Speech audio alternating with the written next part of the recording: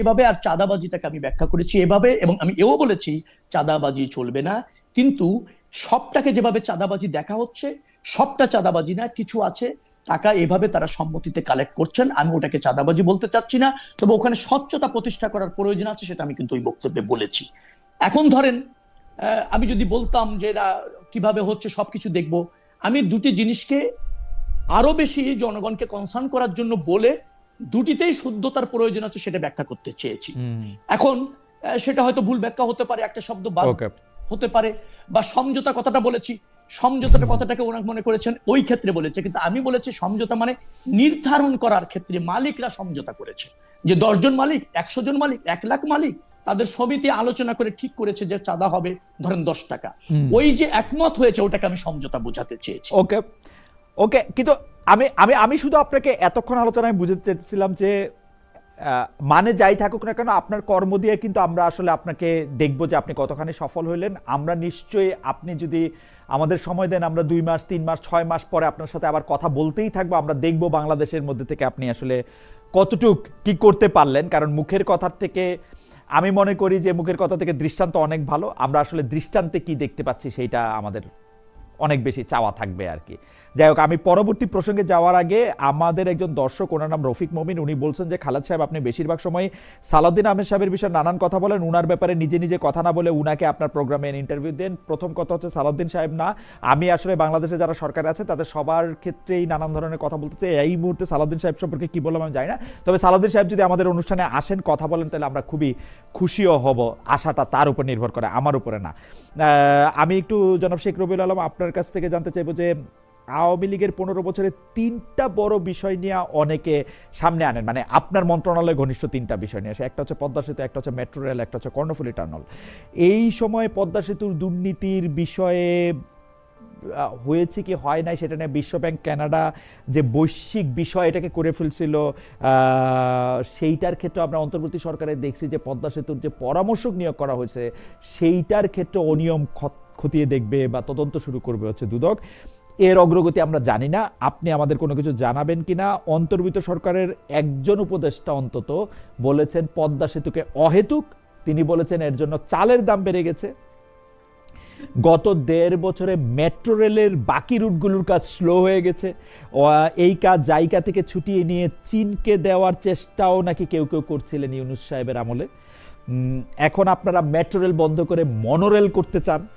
5 বছর মেয়েদের সরকার আগের পরের বা সরকারের সাথে যদি কোলাজ না করতে পারে, তাহলে আমাদের দেশে কি আসলে বড় প্রকল্পের বাস্তবায়ন সম্ভব? আপনি 3টা বিষয়েই যদি একটু আপনি মন্তব্য করেন, পদ্মা সেতু, মেট্রো রেল এবং কর্ণফুলী টানেলটা, আচ্ছা থাক, পদ্মা সেতু এবং মেট্রো রেল নিয়ে যদি আপনি প্রশ্ন করেন। কর্ণফুলী টানেলকে অনেকেই অহেতুক বলেছেন, কি অনেকেই বলেছেন যে এটা এই নদীর তল থেকে এটা যতটা অপটিক্যাল, এটা আসলে ততটা বিজনেস পারপাসে করা হয়নি। আপনি পদ্মা সেতু এবং মেট্রো রেল নিয়ে যদি একটু বলেন। আচ্ছা, বিগত সরকারের আমলে, মানে বিশেষ করে ফ্যাসিবাদী সরকারের আমলে যে বড় প্রকল্পগুলি নেওয়া হয়েছিল, পদ্মা সেতুটার প্রয়োজন ছিল, কিন্তু এখানে অপচয় দুর্নীতি হয়েছে, এটা প্রতিষ্ঠিত। এবং কি পরিমাণ দুর্নীতি কোথায় হয়েছে সেটা একটা তদন্তের মধ্যে আছে, নিশ্চয়ই অল্প সময়ের মধ্যে আমরা সেটা প্রকাশ করব। প্রথমত, আপনি আরেকটা কথা বলেছেন যে এমআরটি, মানে যেটাকে বলা হয়, যেটা চলছে লাইন 6, হ্যাঁ, মেট্রো রেল, মেট্রো রেল বন্ধ হচ্ছে না, metro rail transport, right, rapid transport, metro rail transport, right, metro rail বন্ধ হচ্ছে না, এটা 6 চালু হয়েছে, চলমান আছে। লাইন 5 এবং লাইন 1 এটাও কাজ শুরু হয়েছিল, জায়গা করতে চেয়েছিল, তাদের সাথে চুক্তি হয়েছে, সেটাও কিন্তু চলমান থাকবে বিধায় মনে হচ্ছে। সমস্যাটা একটা জায়গা হয়েছে যে ব্যয়টা প্রায় দ্বিগুণ বাড়তে যাচ্ছে। এই ব্যয় বাড়ারও বেশ কিছু কারণ আছে, কারণ এটা হচ্ছে হচ্ছে আপনার যেটাকে বলা হয়, একটা হলো একটা বড় অংশ, অর্থাৎ প্রায় অধিকাংশ অংশটাই হচ্ছে আন্ডারগ্রাউন্ড দিয়ে হচ্ছে, এখানে ব্যয়টা প্রায় দ্বিগুণ। আপনি যদি দিয়ে করেন, এলিভেটেড ওয়েতে করেন, তার চেয়ে আন্ডারগ্রাউন্ড দিয়ে করলে হচ্ছে ব্যয়টা প্রায় দ্বিগুণ। লাইন 6 যেটা চলমান আছে, এটা এলিভেটেড ওয়েতে হয়েছিল, তার চেয়ে ব্যয় এখানে বাড়ছে। আবার 300 ফিটের মাঝখান দিয়ে এলিভেটেড অংশটা আসার ফলে সেখানেও কিন্তু বেশ কিছু ব্যয় বাড়ছে, কারণ 300 ফিটের একটা সুন্দর রাস্তার মধ্যে দিয়ে ওটাকে অপসারণ করে নতুন করে এটা প্রতিষ্ঠিত করতে হবে, ওখানে কিছু ব্যয় বাড়ছে। আমরা এই ব্যয়টা কিভাবে রিজনেবল করা যায় অথবা না বাড়িয়ে পারা যায়, সেই জন্য জায়গার সাথে আমাদের কিন্তু কথা চলছে। আমরা এই মেট্রো রেলটা চলমান রাখতে চাই, লাইন 1 এবং লাইন আপনার 5, কিন্তু এই ব্যয় করব কিনা সে জায়গায় আমাদের কিছু আছে, ইনকোয়ারি আছে এবং পুনর্বিবেচনার প্রয়োজন আছে, প্রথম এটা। আর মনোরেল হবে হচ্ছে, মেট্রো রেল চলবে, মেট্রোটা হবে ব্যাকবোন, আর মনোরেল দিয়ে আমরা প্রত্যন্ত অঞ্চলে যোগাযোগ করবো। প্রত্যন্ত অঞ্চল আমি বুঝাচ্ছি, ধরেন টিএসসি তে একটা বড় মনোরেলের মেট্রো রেলের স্টেশন আছে, এখান থেকে মনো দিয়ে আমরা ধরেন হাজারিবাগ, লালবাগ, সদরঘাট ওইদিকে যুক্ত করে দেওয়া যায় কিনা, অথবা মতিঝিল থেকে আপনার ওটাকে বলা হয় সবুজবাগ, তারপর হচ্ছে গোরান, হ্যাঁ ওই অঞ্চলে আপনার যুক্ত করে দেওয়া যায় কিনা মনোরেল। অর্থাৎ আপনি মেট্রো থেকে স্টেশনে নেমে মনোতে করে চলে যাবেন একেবারে গলির ভিতরে বা সংকীর্ণ রাস্তার মধ্যে আপনি চলে যেতে পারবেন। যদিও প্যাসেঞ্জার কম ক্যারি করা যাবে, কিন্তু যাত্রাটা 2 স্টপেজের মধ্যে আপনি বাসার থেকে একেবারে চলে আসতে পারবেন মূল জায়গাতে, শহরের মূল জায়গাতে চলে আসতে পারবেন। মনো হচ্ছে মানে বাংলাদেশের ঢাকা যেহেতু খুবই আপনারও মানে ঢাকা আমার আপনার দুজনের সেই অর্থে বলতেছে যে ঢাকায় কি আপনারা ফিজিবিলিটি স্টাডি করেছেন যে মনোরেল করলে কতজনকে ডিসলোকেটেড করতে হবে বা কি কি করতে হবে, এটা আদৌ ফিজিবিলিটি স্টাডি চলছে। তো আমরা মনোরেলটা আপনার ঢাকার যে ব্যবস্থাপনা সেখানে খুব জনবান্ধব হবে, যাত্রা বান্ধব হবে, সহজ করতে পারলে, করতে পারলে ব্যয় কম, অল্প সময় করা যায়, অল্প জায়গা দিয়ে করা যায় এবং ব্যয়ও বেশ সাশ্রয়ী, এটা করা যাবে। আর মেট্রোর সাথে মনো না থাকলে আমরা মেট্রোর সুফলটা খুব ভালোভাবে পাচ্ছি না। আমাদের ঢাকাতে যে প্রবলেম, মানে যানবাহনের বৈচিত্র্যতা অনেক বেশি। ধরেন পেট্রোল চালিত রিক্সা, ব্যাটারি চালিত রিক্সা, আপনার ভ্যান, পিক আপ, ঠেলা গাড়িতে মানুষও চলছে, ঘোড়ার গাড়িতেও মানুষ চলছে। তারপর ধরেন লেগুনা আছে, তারপর ওটাকে কি বলবো, টেম্পু আছে কাছাকাছি, তারপর বাস তো আছেই কয়েকটা শিফট। আমরা এটা 2-3টার মধ্যে নিয়ে আসতে চাই, বাস আর পাবলিক পরিবহনের মধ্যে বাসকে গুরুত্ব দিতে চাই, মনো মেট্রো দিয়ে যোগাযোগটা রাখতে চাই। আমি এটা মাঝখানে একটা কথা বলি, যদি বেয়াদবি না নেন, সেইটা হচ্ছে কি আমার না এক ধরনের দেজাভু হইতেছে। দেজাভুটা কি, প্রত্যেকটা যোগাযোগ মন্ত্রীকে, পরে আইসা সেতু মন্ত্রীকে বা সড়ক মন্ত্রীকে আমি এই কথা বলতে শুনতেছি গত 30 বছর ধরে। বাট এইটা আমরা প্র্যাকটিক্যালি, আমরা বাংলাদেশের নাগরিকরা কোনোদিন এই যে রাস্তায় যে বৈচিত্র্যময় বাহন একে তুলে দিব, আমরা বেশি পাবলিক ট্রান্সপোর্ট করব, এইটার আমরা কিন্তু বড় সুফল দেখি না। আপনি কি কনফিডেন্ট যে এইটা আপনি আসলে করতে পারবেন, আপনার সরকার এটা করবে, নাকি এটা শুধু আমাদেরকে বুঝ দেওয়ার জন্য আপনি একটা কথা বলতেছেন আর কি? না, মনোর কথা এর আগে কোনো সরকারি না, মনোর কথা বলে না, মেট্রোর কথা যেমন আওয়ামী লীগ ছাড়া কেউ বলে নাই, মেট্রোর কথা যেমন আওয়ামী লীগ ছাড়া কেউ বলে নাই। আওয়ামী লীগ তো 17 বছরের ক্ষমতায় আপনার ছিল, তো মেট্রো তো নিশ্চয়ই এর মধ্যেই আসছে এবং তার একটা লাইন করতে সক্ষম হয়েছে। আমাদের আপনার মেট্রোতে আছে কয়টা লাইন আমি আপনাকে বলে দিই। লাইন 1 আছে, লাইন 5 আছে, তার নর্থ এবং সাউথ দুটিই আছে। নর্থ হচ্ছে জায়কার সাথেও আমরা চুক্তি করেছি, সাউথে আমরা সম্ভবত এডিবি দিকে যাচ্ছি আর কি, হ্যাঁ ওখানে সাউথে আমরা যাচ্ছি। আবার লাইন কিন্তু 2 আছে, 4 আছে। তো এগুলি ফিজিবিলিটি টেস্ট চলছে। মেট্রোর প্রয়োজন রয়েছে, এটা অস্বীকার করা যাবে না। সবচেয়ে বেশি প্রয়োজন হচ্ছে বাস যোগাযোগ ব্যবস্থাপনার শৃঙ্খলা, মান উন্নয়ন এবং যেটাকে বলা হয় একটু ঢেলে সাজানোর প্রয়োজন। রুটগুলি চিহ্নিত করে একটি রুটেই একটি কোম্পানিকে দিয়ে যদি চালানো যায় এবং নির্দিষ্ট স্থানে যদি বাস থামানো যায়, অথবা নির্দিষ্ট জায়গা থেকে যদি বা যাত্রী তোলা যায়, এবং একটা রুটে যে প্রতিযোগিতা হয়ে যায়, অনেকগুলি মালিক একটা রুটে বাস চালাচ্ছেন, তাদের মধ্যে প্রতিযোগিতা হচ্ছে কে কার আগে যাবে, যে কোনো জায়গা থেকে যাত্রী তোলা, এই জায়গাটাতে একটা শৃঙ্খলা যদি আমরা আনতে পারি আর ফুটপাথটাকে আরো ওয়াইড করে যদি আমি মানুষের হাঁটার যোগ্য করতে পারি, ডেফিনেটলি একটা শৃঙ্খলা আসবে। ব্যাটারি চালিত রিক্সা নিয়ন্ত্রণ করা দরকার, সব জায়গায় অবাধে চলাচলের সুযোগ না থাকা প্রয়োজন, বিশেষ করে প্রধান সড়কগুলিতে, প্রধান আপনার কমার্শিয়াল এরিয়াগুলিতে যেটা আছে সেখানে একেবারে এটা বন্ধ করার প্রয়োজন রয়েছে।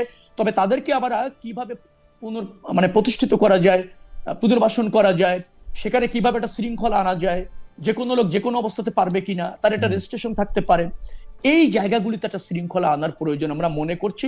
এবং সেই লক্ষ্যে কিন্তু মনে রাখবেন, প্রধানমন্ত্রী ভেরি মাচ কনসার্ন এবং তিনি বারবার নির্দেশনা দিচ্ছেন।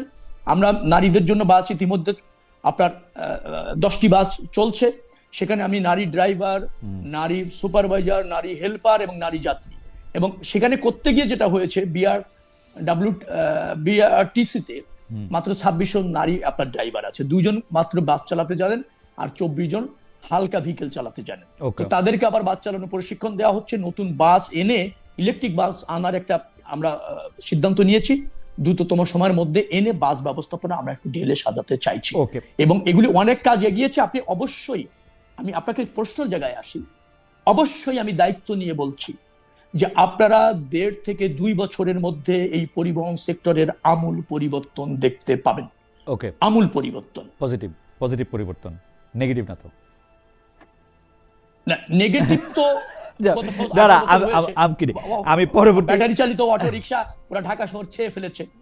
আচ্ছা, এটাও তো এখন নিয়ন্ত্রণ করতে কঠিন হচ্ছে। আমি ওই প্রশ্নের ওই বাকি অংশটুকু আপনাকে স্মরণ করে দিই। 1 যুগের বেশি সময় আগে পদ্মা সেতু প্রকল্পে পরামর্শক নিয়োগ প্রক্রিয়া অনিয়মের যে অভিযোগ উঠেছিল তার নতুন করে তদন্ত করছিল মানে দুর্নীতি দমন কমিশন। দুদক চেয়ারম্যান সাবেক চেয়ারম্যান মোহাম্মদ আব্দুল মোমেন এ তথ্য জানিয়ে বলেছিলেন যে পদ্মা সেতু প্রকল্পে অনিয়মের যথেষ্ট প্রমাণ থাকা সত্ত্বেও গায়ের জোরেই মামলাটি থেকে অভিযুক্ত ব্যক্তিদের অব্যাহতি দেওয়া হয়েছিল। আমরা কিন্তু এখন দেখলাম যে দুদকের সেই চেয়ারম্যানকে বদলে দেওয়া হয়েছে বিএনপি আসার পরপরই। এই ব্যাপারে বিএনপির বা সরকারের বা আপনাদের কোনো চিন্তা ভাবনা আছে কিনা যে এটা আপনি আসলে দেখবেন বা খোঁজ নেবেন? না, এটা চলমান আছে, এই তদন্ত চলমান আছে, এই তদন্ত প্রকাশ হবে। ওকে। আর দুদক চেয়ারম্যান ওখান থেকে দায়িত্ব থেকে অব্যাহতি দেওয়া হয়েছে বা অব্যাহতি নিয়েছেন, যাই আপনি বলেন না কেন, নিশ্চয়ই সেটারও ইতিবাচক দিক আছে। দুদককে আমরা নতুন করে ঢেলে সাজাতে চাই। কিছু বিতর্ক তো ওনাকে নিয়ে তৈরি হয়েছিল বিধায় আমার জানা সংবাদপত্রে বিভিন্ন ভাবে। তো আপনি ইতিবাচক ভাবে দেখা শুরু করেন। আমার মনে হয় যে দৃষ্টিটা বেশি নেতিবাচকের দিকে। আমার দৃষ্টি পুরোপুরি ইতিবাচক, কিন্তু সেই ইতিবাচক চোখের উপর আপনারা শিরিষ কাগজ দিয়ে ঘষে দিয়েন না, পুরোপুরি ইতিবাচক। মানে ঘটনা হইতেছে যে পারসেপশন ইজ রিয়েলিটি। আমি Sheikh Rabiul Alam being communication minister, সেতু মিনিস্টার, নৌপ্রহরবহর মিনিস্টার, উনি যদি মানে তার শব্দ চয়নের ক্ষেত্রে এমন কোনো বার্তা দেন যে বার্তাটা অনেক দুষ্ট লোক দুষ্টভাবে করতে পারে, তখন আরেকজন মানুষের প্রশ্ন আসতেও পারে যে সেই দুষ্ট চক্রের মধ্যে আসলে শেখ রবিউল আলম আছেন কিনা। মানে সেইটাই হচ্ছে ব্যাপার। আমরা আসলে না, মানুষ তো ভাববে, মানে এটা ভাবার স্বাধীনতা। মানুষ পরামর্শ দিবে, মানুষ সমালোচনা করবে। আপনি রাজনীতি করে সমালোচনার ঊর্ধ্বে না। আমি বলছি যে সব মানুষকে সব সময় সব শব্দ ব্যবহার করে স্যাটিসফাইড করাটা কোনো সময় চ্যালেঞ্জিং হয়ে যায়। একদমই না। চ্যালেঞ্জ হয়। আমি আপনাকে বলি, অভিযোগ আর ধরেন ত্রুটি খুঁজা বেশ আমরা সহজ পারদর্শী। কিন্তু যখন একটা জায়গায় থেকে আপনি দায়িত্ব পালন করবেন এবং সব সময় আপনি সঠিক শব্দটি আপনার মতো করে আরেকজন ব্যবহার করবে সেটা না। আপনারাও দেখবেন যে অনেক বক্তব্যে আমার কাছে মনে হয় যে না, খালিদ মুহিউদ্দিন ভাই এই শব্দটা ব্যবহার না করে এটা বললে অবশ্যই। কিন্তু মুশকিল হলো আমি যে চেয়ারটায় বসে আছি সেটা আপনার চেয়ারের থেকে অনেক মানে 1000 গুণ অগুরুত্বপূর্ণ। সেই জন্য আপনার চেয়ারের দায়িত্ব আমার চেয়ারের থেকে 1000 বা 10,000 গুণ বেশি হইতে পারে আর কি। সেটা হচ্ছে আমার কথা। মানে আমি তো আর কোনো দায়িত্বে নাই। যাই হোক, হাওয়েভার এটা নিশ্চয়ই আপনি এটাতে সচেতন আছেন। আমি একটু পলিটিক্সের মধ্যে আসি। আপনি ছাত্র রাজনীতি করেছেন, তারপরে খুবই মানে কি বলবো দলের রাজনীতি করছেন, তারপরে খুবই একটা সময়ের মধ্যে দিয়ে গেছেন যে সময়ের মধ্যে থেকে এই অনুষ্ঠান শুরুর আগে কথা হচ্ছিল যে আপনাকে জেলে যেতে হয়েছিল, আপনার বিরুদ্ধে মামলা হচ্ছিল হচ্ছে যে অনেক বেশি। সেই রাজনৈতিক জায়গায় আসি। সাংবিধানিকভাবে যাতে নির্বাচন হতে পারে সেই জন্য অন্তর্বর্তী সরকারের রাষ্ট্রপতি মোহাম্মদ শাহাবুদ্দিনকে মানে বঙ্গভবনে রাখার জন্য বিএনপি নানাভাবে ভূমিকা রেখেছিল। এটা রাষ্ট্রপতি নিজেই একটা সাক্ষাৎকারে বলেছেন। কিন্তু এখন যখন তিনি ইউনূস আমলে লাঞ্ছনা গঞ্চনা নিয়ে পত্রপত্রিকায় সাক্ষাৎকার দেন, তখন আপনাদের যিনি সরকার প্রধান আছেন জনাব তারেক রহমান যথাযথ সম্মান দিচ্ছেন, তার প্রেস উইং সক্রিয় করা হচ্ছে। মঙ্গলবার নয়া দিগন্ত পত্রিকা একটা শিরোনামা করেছে, শাহাবুদ্দিনকে আরো 1 বছর রাষ্ট্রপতি রাখতে চায় বিএনপি। আমাদের প্রশ্ন, আওয়ামী লীগের নিয়োগ করা রাষ্ট্রপতির প্রতি 24 অগাস্ট থেকেই বিএনপি এত আস্থা কি করে পেল, এবং বিএনপি যে তাকে রাখার ব্যাপারে, ক্ষমতায় রাখার ব্যাপারে শুধু সাহায্য করছে তাই না, বিএনপি তাকে এক ধরনের সেন্টারও করছিল। আমি যদি বলি যে বিএনপি রাষ্ট্রপতি শাহাবুদ্দিনকে ঘিরে প্রফেসর ইউনূসের সময় একটা প্যারালাল গভর্নমেন্টও সৃষ্টি করছিল, এটা কি খুব অন্যথা করা হবে? মানে এটার কিছু প্রমাণও আমরা দেখি, যে যেমন দেখেন ডক্টর মোহাম্মদ ইউনূসের একজন উপদেষ্টাকে আপনারা মন্ত্রী হিসাবে নিলেন, আরেকজন বড় কর্মকর্তাকেও আপনারা রেখে দিলেন, রাষ্ট্রপতি তো ছিলই আপনাদের। আপনারা কি একটা প্যারালাল গভর্নমেন্ট করে এই 1.5 বছর ছিলেন কিনা? মানে how do explain it politically? না, একেবারেই না। আমরা একটা সাংবিধানিক ধারা থাকুক, সেটা আমরা চেয়েছি। প্রথমত হচ্ছে আপনি রাষ্ট্রপতি কেমন চান, এটা তো একটা প্রশ্ন, তাই না? আমাদের দেশে, বাংলাদেশের রাষ্ট্রপতি কিন্তু রাষ্ট্রের প্রধান, নট সরকার প্রধান। রাষ্ট্রপতি নিরপেক্ষ থাকবে, এটাই কিন্তু চাই। এখনো কিন্তু দাবি তাই যে রাষ্ট্রপতি রাষ্ট্রকে ধারণ করছেন কিনা সেটা একটা ব্যাপার। যে রাষ্ট্রপতি ধরেন সাংবিধানিকভাবে উনি নির্বাচিত হয়েছিলেন, দলের ছিলেন না, আমরা এভাবে রাষ্ট্রপতি দেখতে চাই।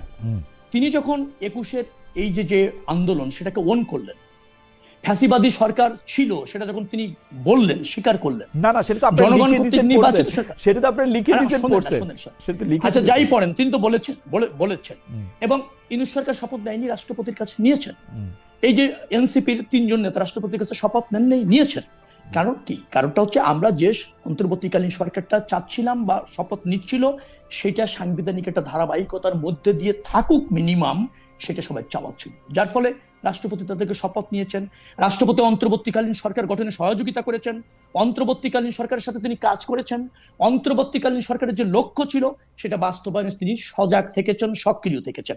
তার মানে বাংলাদেশের মানুষ একটা দল নিরপেক্ষ সরকার চেয়েছিল এবং তা ফাংশন করে একটা জনগণের সরকার প্রতিষ্ঠিত হোক সেটা চেয়েছিল। তার সাথে রাষ্ট্রপতি একমত থেকে সহযোগিতা করেছেন, কাজ করেছেন। তার মানে বাংলাদেশের ওই রাষ্ট্রপতি আওয়ামী লীগের সময় নির্বাচিত হলেও তিনি জন আকাঙ্ক্ষা ধারণ করেছেন, জনগণের প্রত্যাশার সাথে তিনি সাংঘর্ষিক কোনো সিদ্ধান্তে যাননি। বিদায় আমি তাকে দল নিরপেক্ষ রাষ্ট্রপতির সংজ্ঞায় যদি আপনি ফেলেন, খুব বেশি অপরাধ হবে না।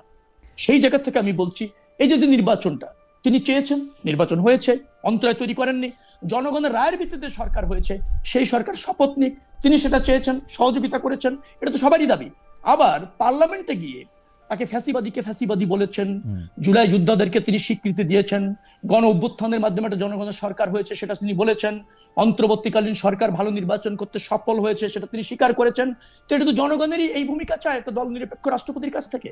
সেখানে কোনো ব্যত্যয় যিনি ঘটাচ্ছেন না, তাকে আমি একটা দল নিরপেক্ষ রাষ্ট্রপতি বলতে পারি। হ্যাঁ, আওয়ামী লীগের আমলে নির্বাচিত হয়েছিল, আওয়ামী লীগের সংসদ সদস্যদের ভোটে, ঠিক আছে, সাংবিধানিকভাবে তাই ছিল। কিন্তু তার যে রোলটা যদি আপনি দেখেন, তাহলে একজন রাষ্ট্রের প্রধান হিসাবে জনগণের আকাঙ্ক্ষা ধারণ করে, জনগণের ডিমান্ড ধারণ করে যেভাবে ফাংশন করা দরকার, তিনি যেহেতু তা করছেন, তার মানে তিনি তো একজন দল নিরপেক্ষ রাষ্ট্রপতি হতেই থাকতেই পারেন কিছু। রবিউল, আপনি কিন্তু একদম যতগুলি কথা বলছেন প্রত্যেকটা একদম 100% ঠিক, কিন্তু যেই কথাগুলি বলেন নাই সেইটার দিকে আমি আপনার একটু দৃষ্টি আকর্ষণ করতে চাই। সেইটা হলো 2026-এর 17 ফেব্রুয়ারির পর থেকে উনি যা যা করছেন সেগুলির কথা আপনি বলছেন, সেটা একদম ঠিক। কিন্তু এইটা তো স্পষ্ট 2024-এর 5 আগস্টের পর উনি রাষ্ট্রপ্রধান হিসেবে সরকার প্রধানের কথা না শুনে শুনছেন বিএনপির কথা। এটা কিরকম? উনি তো স্পষ্ট ডক্টর মোহাম্মদ ইউনূস উনার কথা শুনেন নাই, উনিও ডক্টর মোহাম্মদ ইউনূসের কথা শুনেন নাই, তাই না? মানে এইটা তো একটা সাংঘাতিক বিপজ্জনক অবস্থায় আমরা ছিলাম। না, আপনি এভাবে না বলে এভাবে একটু বলেন না। তিনি জনগণের আকাঙ্ক্ষা ধারণ করে জনগণের কথা শুনছেন। জনগণের আকাঙ্ক্ষা ধারণ করার ক্ষমতা তো তার নাই। একটা অন্তর্বর্তীকালীন সরকার প্রতিষ্ঠিত হইল, সেই অন্তর্বর্তীকালীন সরকারের সাথে তার কিভাবে দূরত্ব হয়েছে, কিভাবে তারকে অপাঙ্ক্তেয় করা হয়েছে, সেই কথা এসে তিনি আবার বলতেছেন। এবং বিএনপি আমাকে ক্ষমতায় টিকিয়ে রাখছে সেটাও তিনি বলতেছেন। এই দল আপনি দল নিরপেক্ষ রাষ্ট্রপতি চাইছেন, আর অন্তর্বর্তীকালীন সরকারের সব ডিজায়ারটা তার জন্য অবধারিত, এভাবে কি আপনি ভাবতে পারেন কিনা? আমি আপনাকে একটু প্রশ্ন করি। না, পারি না। রাষ্ট্রপতি যদি রাষ্ট্রের প্রধান হন, তাহলে অন্তর্বর্তীকালীন সরকারের সব আদেশ নির্দেশ তার জন্য শিরোধার্য, এভাবে যদি আপনি ভাবেন, তাহলে কি সেটা কি না? ঠিক আছে, শিরোধার্য না হইলে ডক্টর মোহাম্মদ ইউনূস তাকে বাদ দিতে পারতেন, যেহেতু তিনি সরকার প্রধান ছিলেন। বিএনপি তাকে কেমনে টিকায় রাখলো? আপনার কাছে কি মনে হয়? আপনি আমাকে এটা বলবেন, তাকে কেমনে টিকায় রাখলো? আপনি মানে লেট আস নো যে বিএনপি রাষ্ট্রপতিকে কেমনে টিকায় রাখছে। আচ্ছা মহিউদ্দিন সাহেব, আপনি কি এটা বলতে পারেন একটা অন্তর্বর্তীকালীন সরকারের প্রধান রাষ্ট্রপতিকে বাদ দিয়ে দিতে পারেন? আপনি এটা বলতে পারেন? কিসের ভিত্তিতে পারে? আপনি যে ভিত্তিতে যে ভিত্তিতে সংবিধানে না থাকা সত্ত্বেও একটা তত্ত্বাবধায়ক সরকার বা অন্তর্বর্তীকালীন সরকার বা উপদেষ্টা শপথ নিল, সেই একই ভিত্তিতে পারতো ওনারা 106-তে যাইতো। প্লিজ আমি একটু বলি, জি আমি একটু বলি, জি আপনি আইনের ছাত্র, আমি জানি যে ছাত্র, জি বলেন বলেন। না, আমি আপনাকে বলি, একটা অন্তর্বর্তীকালীন সরকারের মূল ফ্লেভারটাই ছিল সে একটা দল নিরপেক্ষ অবস্থান নিয়ে একটা গ্রহণযোগ্য নির্বাচন করবে, কিছু প্রয়োজনীয় সংস্কার দরকার সেটা সে করবে, এবং সেক্ষেত্রে তার রাষ্ট্রপতির সহায়তা লাগবে, বিশেষ করে অর্ডিন্যান্সগুলি জারি করতে অথবা বিশেষ সাংবিধানিক আদেশ জারি করতে। রাষ্ট্রপতি সেখানে সহযোগিতা করেছেন। ইউনূস সাহেবের কিন্তু একটিও অর্ডিন্যান্স নাই যেটা রাষ্ট্রপতি মহোদয় ফেরত দিয়ে দিয়েছেন, সেরকম কিন্তু নাই। এখন অন্তর্বর্তীকালীন সরকার কিছু বিচার করবেন, সংস্কার করবেন, নির্বাচন করবেন, এটা অন্তর্বর্তীকালীন সরকারের কমিটমেন্ট ছিল, তারা বারবার বলেছেন। সেখানে রাষ্ট্রপতি সহায়ক হিসেবে কাজ করেছেন। আমরা প্রধান উপদেষ্টার সাথে তার এই তিনটি কাজ করার ক্ষেত্রে কোনো বিরোধ, অন্তরায় এবং রাষ্ট্রপতির ডিজায়ার চূড়ান্ত তিনি অন্তর্বর্তী সরকারকে বাধ্য করছেন এরকম দেখিনি। আমরা পক্ষান্তরে এরকমও দেখেছি যে অন্তর্বর্তীকালীন সরকার তার মতো করে, যেটা তার ম্যান্ডেট না, যেটা তার এখতিয়ার না, সেভাবেও কাজ করার চেষ্টা করেছেন। আমাকে যদি এটা বলতে বলেন, দিন শেষে যেটা হয়েছে, রাষ্ট্রপতি ডক্টর মোহাম্মদ ইউনূস এবং অন্তর্বর্তীকালীন সরকার সবাই সফল হয়েছে, একটা ভালো নির্বাচন করতে পেরেছে, নির্বাচিত সরকারের কাছে ক্ষমতা হস্তান্তর করতে সক্ষম হয়েছে, এবং জনগণের একটা অবাধ ভোটের আয়োজন করে জনগণের কাছে দায়বদ্ধ একটা পার্লামেন্ট এবং সংসদ করতে পেরেছে। যার ফলে আমি সবাইকেই এখানে সফল দেখতে চাচ্ছি। আমি এখানে বিরোধ দেখতে চাচ্ছি না, প্রতিহিংসা দেখতে চাচ্ছি না, এবং ইগোয়েস্টিক কোনো দ্বন্দ্ব দেখতে চাচ্ছি না। Absolutely fine. রুবেল ভাই, আমি এইটা নিয়ে আর বেশি কথা বলবো না। আমার যদি কখনো সুযোগ হয় তাহলে আমি জনাব সালাউদ্দিন আহমেদকে বা আমাদের বর্তমান আইনমন্ত্রীকে বা আমাদের বর্তমান প্রধানমন্ত্রীকে আমি এটা জানতে চেষ্টা করব, যে আবারও আমি প্রশ্নটা করি যে উনি কিন্তু স্পষ্ট বলছেন যে এমন অনেক সময় ছিল যে তারা আসলে আমাকে পদ থেকে, আমি যাতে পদে না থাকতে পারি সেই ব্যবস্থা করতেছিল, সেই সময় বিএনপি আমাকে অনেক সমর্থন করছে। বিএনপি তাকে সাহায্যটা কিভাবে করলো এইটা আমি বুঝতে চেষ্টা করতেছি। না, বিএনপি যেটা করেছে, আমার যেটা ধারণা হচ্ছে যে বিএনপি জন আকাঙ্ক্ষা ধারণ করে প্রেসার করছে যে শাহাবুদ্দিন সাহেবকে রাষ্ট্রপতি রাখতে হবে। না, সে বিষয়টা এরকম না। আমার কাছে যেটা মনে হয়েছে যে বিএনপি একটা বড় রাজনৈতিক দল, জনপ্রিয় রাজনৈতিক দল, দায়বদ্ধ রাজনৈতিক দল জনগণের কাছে। তারা চেয়েছে সাংবিধানিক যে প্রক্রিয়াটা আছে, সেই সাংবিধানিক প্রক্রিয়ার মধ্যে থেকে যেহেতু আমরা জনগণের লক্ষ্যে পৌঁছাতে পারছি, সেখানে কোনো বিচ্যুতি ব্যত্যয় ঘটিয়ে নতুন করে কোনো সংকট যাতে তৈরি না হয়, যাতে অরাজনৈতিক শক্তি বা আধিপত্যবাদী শক্তি এখানে একটা কর্তৃত্ব নতুন করে প্রতিষ্ঠিত করতে না পারে, সেই সুযোগ যাতে সৃষ্টি না হয়, সেই জন্য ন্যায্যতার পক্ষে বিএনপি অবস্থান নিয়েছে। বিএনপির অবস্থান নেওয়াটাই হচ্ছে জনগণের আকাঙ্ক্ষার বাস্তবায়ন। আচ্ছা, ঠিক আছে। দায়িত্বশীল দল হিসেবে।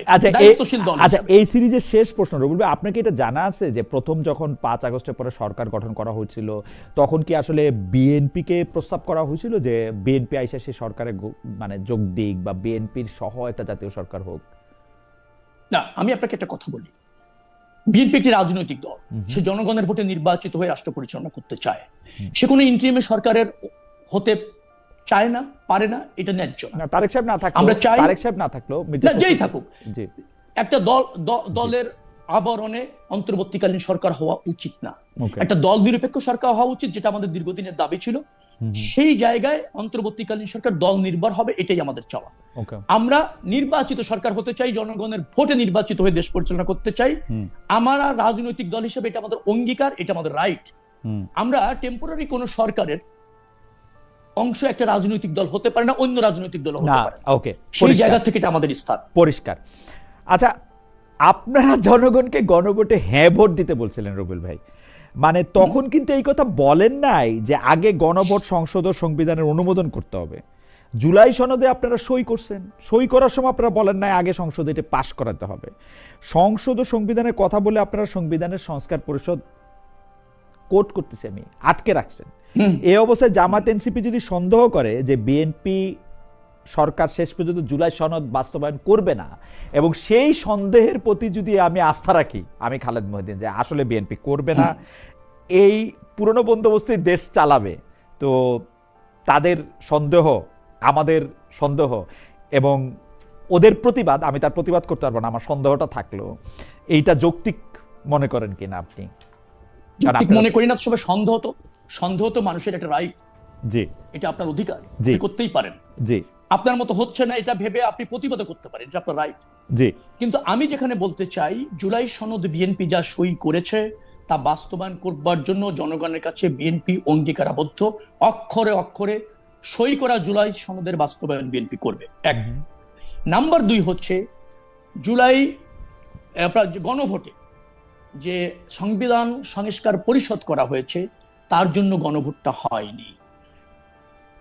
যে জাতীয় নির্বাচনটা হয়েছে জনগণের একটা মেম্বার অফ পার্লামেন্ট করার জন্য ভোট হয়েছে, দুটো ব্যালটে ভোট হয়নি। যে আপনি একটা মেম্বার অফ পার্লামেন্ট আর একটা হচ্ছে সংবিধান সংস্কার পরিষদ। আমরা ভোট করেছি কিসের? নির্বাচন কমিশন দুটি ভোট করতে পারে, রাষ্ট্রপতি নির্বাচন এবং সংসদ নির্বাচন, পার্লামেন্ট নির্বাচন। পার্লামেন্টের ব্যালটটা হয়েছে মেম্বার অফ পার্লামেন্ট হওয়ার। আমাকে কিন্তু ওখানে ব্যালট ছিল না যে আমি সংবিধান সংস্কার পরিষদের সদস্য হচ্ছি। জনগণ আমাকে মেম্বার অফ পার্লামেন্ট হিসেবে নির্বাচিত করেছে, আমি মেম্বার অফ পার্লামেন্ট হিসেবে শপথ নিয়েছি। আমি সংবিধান সংস্কার পরিষদের হয়ে শপথ নেওয়ার ম্যান্ডেট। আপনি জানতেন কিনা যে আপনাকে দুইটা শপথ নিতে হবে? আপনি জানতেন কিনা যে আপনি দুইটা শপথ নিতে হবে? আমি শেষ করি, এটা লেখা ছিল কিন্তু। যদি সংবিধান সংস্কার হয়, সেখানে যদি সংবিধান সংস্কার পরিষদ গঠনের যেটা আছে সেটা যদি আমরা সংবিধানে সংস্কার করি, ডেফিনেটলি পরবর্তীতে সংবিধান সংস্কার পরিষদের সদস্য হয়ে শপথ নেওয়া যেতে পারে। বিএনপি কিন্তু বলেনি যে সংবিধান সংস্কার পরিষদে সদস্য হিসেবে আমরা শপথ নিব না। যে নির্বাচনটা হয়েছে আমরা প্লিজ যে নির্বাচনটা হয়েছে সেটা আমরা সংসদ সদস্য হিসেবে নির্বাচিত হয়েছি। আমরা সেই জন্য সংসদ সদস্য হিসেবে এই মুহূর্তে সংবিধান অনুসারে যে শপথ নেওয়া দরকার সেটি নিয়েছি। কিন্তু সংবিধান সংস্কার পরিষদের সদস্য হিসেবে শপথ নিতে পারি বা মানুষ আমাদেরকে নির্বাচিত করেছে সেটা কিন্তু সঠিক না বিধায় সাংবিধানিক ওইখানে এই শপথের কোনো বাধ্যবাধকতা নেই, কোনো বৈধতা নেই, যার জন্য আমরা সেটা নেইনি। তবে যদি সংবিধান সংস্কার পরিষদের সদস্য হিসাবে আমরা সংসদে আলোচনা করে শপথ নেওয়ার ক্ষেত্রে যদি সংবিধান সংস্কার হয়, ডেফিনেটলি সংবিধান সংস্কার পরিষদের সদস্য হিসাবে শপথ নেওয়া জেলেও যেতে পারে। কিউরিওসিটি, একই দিনে দুইটা শপথ নেয়ার কথা আপনারা আগে জানতেন কিনা? যেটা অক্টোবরে অধ্যাদেশ জারি করা হয়েছিল, আপনারা জানতেন? জানার তো বিষয় না, এটা বৈধ কিনা এইভাবে আমাকে জনগণ নির্বাচিত। তখন তো বৈধতার প্রশ্ন তুলেন নাই, তখন তো বৈধতার প্রশ্ন তুলেন নাই রুবেল ভাই। আমার কথাটা আপনি জানতেন কিনা সেটা আমাকে বলেন। দ্বিতীয় প্রশ্ন পরে, বৈধতার প্রশ্ন আপনি তো পাশ করার পরে বলতেছেন, মানে আপনাদের তো এই ভয় হয়তো ছিল যে এগুলি নিয়ে বৈধতা প্রশ্ন তুললে ইলেকশনটাই হবে না, তাই তো? না, ইলেকশন জনগণের দাবি, ইলেকশনের বাইরে যাওয়ার কোনো সুযোগ কারো নাই, না অন্তর্বর্তীকালীন সরকার না হচ্ছে রাজনীতিবিদদের। একটা নির্বাচিত সরকার রাষ্ট্রে থাকা বাঞ্ছনীয় এবং রাষ্ট্রের একটা অধিকার, আর জনগণের হচ্ছে ভোটের অধিকার। জনগণ তার জনপ্রতিনিধি নির্বাচিত করেছে, সংসদ সদস্য নির্বাচিত করেছে, সার্বভৌম ক্ষমতা দিয়েছে সংসদকে, অর্থাৎ জনগণের। আর আমরা যে জুলাই সনদে সই করেছি তার প্রতি জনগণ আস্থা রেখে ব্রুট মেজরিটি আমাদেরকে দিয়েছে। অর্থাৎ আমাদের এই সংসদে জনগণের হয়ে ফাংশন করার সার্বভৌম ক্ষমতা রয়েছে সেহেতু নিশ্চয়ই আমি আবারও বলি, জুলাই সনদ বাস্তবায়ন করবার যেটা আমরা সই করেছি সেটা আমাদের অঙ্গীকার, আমরা তা করব। কিন্তু সেটার মানে এই নয় যে আপনার মানে একটা দাবি যেটা আমরা সই করিনি এবং এই সংবিধান সংস্কার পরিষদের কোনো অংশটাই আমাদের জুলাই সনদে ছিল না, অথবা আমরা ওটা সই করিনি।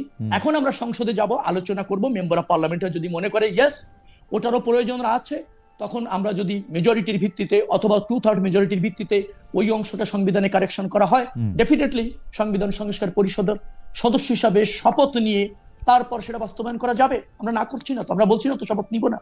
আমরা সাংবিধানিক ধারাটা অব্যাহত রাখতে চাইছি, এটা খুবই জরুরি এবং এটা রাখার জন্য জনগণ আমাদের ম্যান্ডেট দিয়েছে। অতএব সংসদে আলোচনা হবে, ডেফিনেটলি বিরোধী দলের বন্ধুরা যারা আছেন তাদের একটা আবেগ আছে, আমাদেরও আবেগ আছে, আমরা রাষ্ট্র ব্যবস্থাপনা পরিবর্তন চাই, সাংবিধানিক অনেকগুলি সংস্কার করার প্রয়োজন হচ্ছে, এটা আমরা অনুধাবন করি। কিন্তু কি প্রক্রিয়া হবে, জনগণ যেহেতু ম্যান্ডেট দিয়েছে, আলোচনা করে যেটা রাষ্ট্রের জন্য কল্যাণ, রাজনীতির জন্য কল্যাণ, জবাবদিহিমূলক সরকার প্রতিষ্ঠার জন্য প্রয়োজন, ডেফিনেটলি বিএনপি তাই করবে।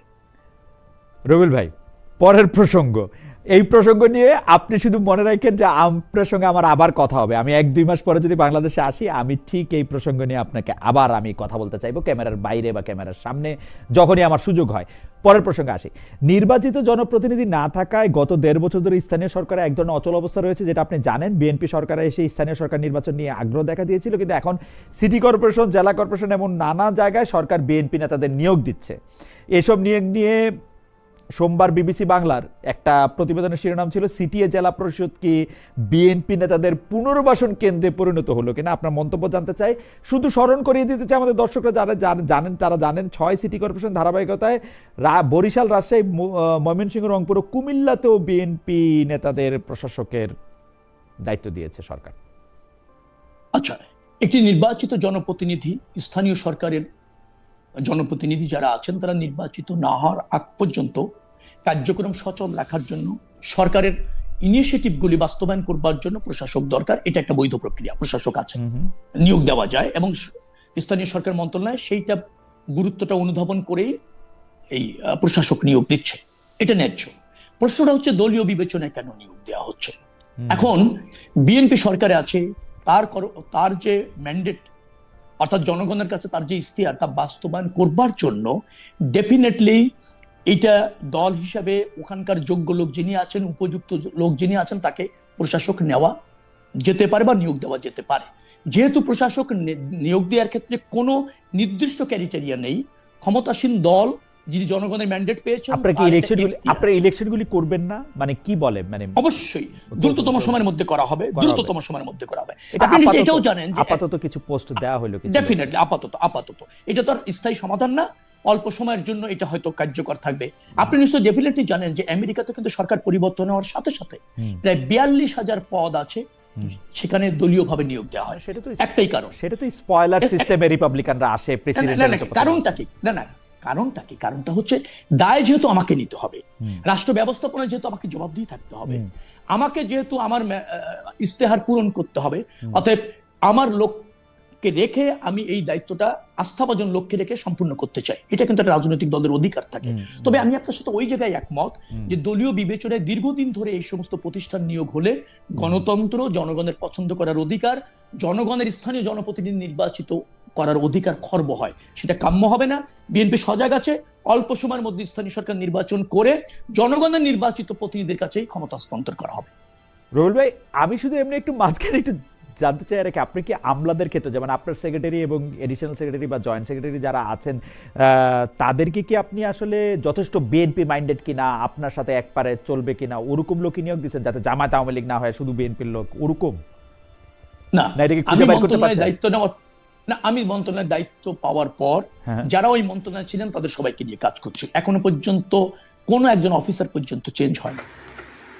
প্রিয় দর্শক, আসসালামু আলাইকুম। এতক্ষণ আপনারা ভিডিও দেখলেন খালেদ মহিউদ্দিন এবং সাথে ছিলেন রবিউল ইসলাম এবং আরও ছিলেন ডক্টর এনায়েতুল্লাহ আব্বাসী। প্রিয় দর্শক, আজকের এই টকশোটি আপনাদের কাছে কেমন লেগেছে সেটি অবশ্যই কমেন্ট বক্সে জানাবেন এবং আপনি যদি আপনার মূল্যবান মতামত কমেন্ট বক্সে জানান তাহলে ওই মতামত আরেকজন এসে পড়বে এবং সে অনেক কিছু জানতে পারবে, অনেক কিছু শিখতে পারবে। প্রিয় দর্শক, আজকের টকশোতে আলোচনা হয়েছে সম্প্রতি প্রত্যেকটি তেলের পাম্প সহ যেখানে তেল নেই এবং বাংলাদেশ সরকার বলতেছে যথেষ্ট পরিমাণ তেল আছে, কিন্তু প্রত্যেকটি পাম্প মালিক তারা কিন্তু একটু বিভ্রান্তির ভিতরেই পড়ে গেছে।